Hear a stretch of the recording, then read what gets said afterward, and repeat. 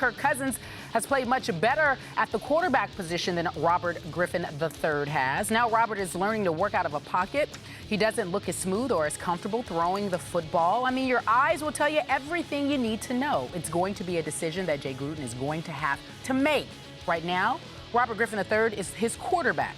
Now, if there was a quarterback competition, it wouldn't be a competition. Kirk Cousins would be the man I believe he would have to go with because of the efficiency with which he has run the offense. Okay, his take, no chaser there, guys.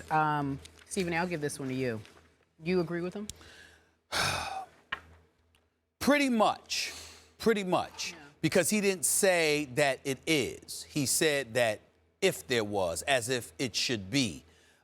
Based on their performance in the preseason. And I think that anybody with two eyes that work halfway decently would see that Kirk Cousins has outplayed RG3 in the preseason. That's not to say he's better than RG3, because I certainly don't believe that. But he has played better this preseason. As an aside, I just respect the hell out of Joe Theismann and what he says about the sport of football. I listen to because he's incredibly candid and honest about what he feels. Yeah. And I've always been a fan of his. So it's good to see you, my man. I miss you.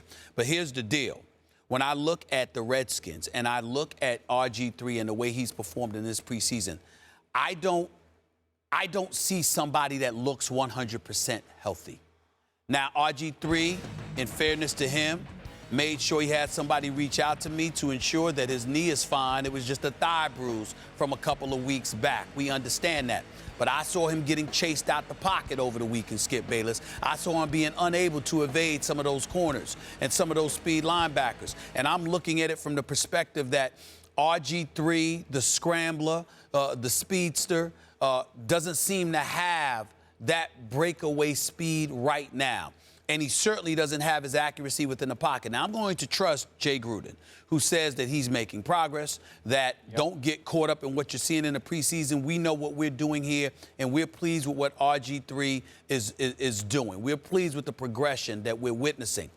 But the problem is, how do you ignore Kirk Cousins? Now, when Kirk Cousins had his opportunity to be in the starting lineup for the Redskins, it didn't pan out so greatly. His numbers weren't so great. He certainly wasn't the most productive person in the world.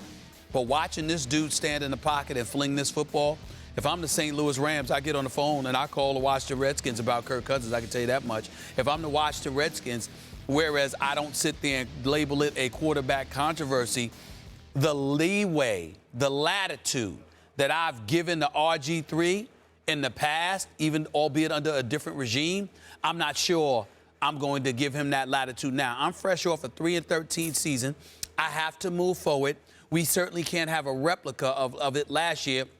And I've got loved ones in D.C., man, that say this, and they're diehard Washington Redskin fans. And they say this: they're done with giving a pass to they're not done with RG3, but they're done with giving him a pass. He has to show up, and he has to play. And this preseason, he has been outplayed by Kirk Cousins. It is that simple. Now, Kirk Cousins isn't going to do it against first units. He's going to get second units. No. But he has looked really good and accurate in the pocket compared to what RG3 has looked like. Boy, this is a tough one for me. I work closely with Joe Theismann on a show on this network for many years, and I have lots of respect for his opinions and his courage to express his opinions, though I often disagreed with him and still disagree on this one. My first point is, you almost touched on it, was you remember that Kirk Cousins got 3 starts at the end of the year last year. That's right. What did you see in those 3 starts? That's right. I didn't see a starting quarterback. Neither did I. That's the truth. Neither did I. I saw a guy play pretty well against Atlanta. He had 3 touchdowns to 2 interceptions. I thought he was below par against Dallas and gave Tony Romo a chance to win, even as he hurt himself at the end of the game at Washington. That was 1 touchdown to 2 interceptions. Okay. Last start against the Giants, no touchdowns and 2 interceptions. So he ended up in the 3 starts, 4 touchdowns to 6 interceptions. And his QBR fell way below the 50% mark, which is the average mark in QBR. He was 45-3 against the Cowboys and then 5.5 against the Giants in the last game. It's just not good enough. He's not RG3. I agree. It's as simple as that. I agree. I'm concerned for RG3. Right. In fact, I'll go another step. I'm scared for him. That's fair. I don't like what I saw. I really haven't liked what I've seen the whole preseason. The numbers are hit and miss kind of numbers. And as you point out, Jay Gruden keeps saying, well, if you could see him in practice. Well, I haven't seen him practice. And I only care about what I see, especially in the dress rehearsal preseason game, game 3. Right. And it was nightmarish because I saw the RG3 we kept seeing last year, not the RG3 who won Rookie of the Year 2 years ago.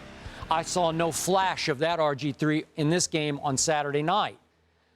I'm concerned, Stephen A. Last week, he went after the doubters on Twitter, which showed me that he's more concerned about the doubters than how he's performing at this point. He's being insecure. He's letting them get to his psyche. And then he's putting too much pressure on him when it's time to perform, even in a third preseason game.